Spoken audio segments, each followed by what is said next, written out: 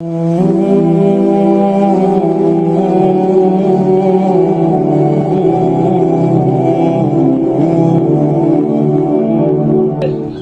দেখ দেখ দেখ হুজুর যাচ্ছে, কার বাড়িতে আজকে ঢোসাবি?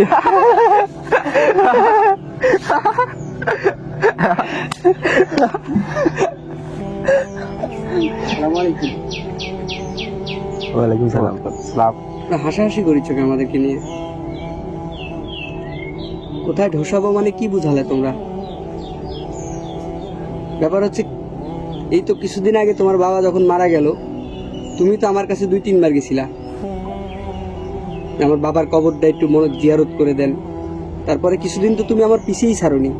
তোমার বাড়িতে ভালো মন্দ হইলে তুমি আমারে দাওয়াত দিছো, আমি গেছি, খাসি, আসছি। আরে এই তোমার বাপের দোকান চালুর সময় তুমি তো মসজিদে 1 ওয়াক্ত নামাজ পড়ে এসে আমাদেরকে দাওয়াত দিলে, আমাদের দোকানটা একটু উদ্বোধন করে দিয়ে যান, দোয়া করে দিয়ে যান।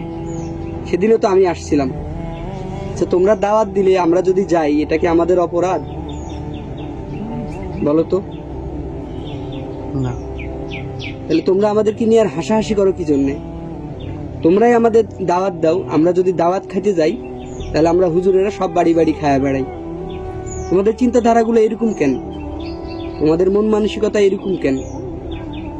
আমাদের জায়গায় একবার ভাবো আইসা।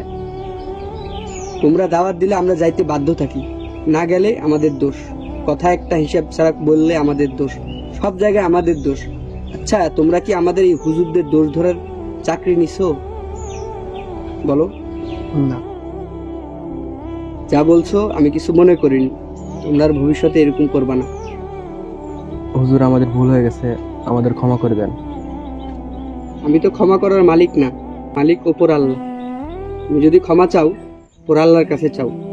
আর এখানে বসে আছো কেন? নামাজের সময় হয়ে গেল, চলো নামাজ দিই।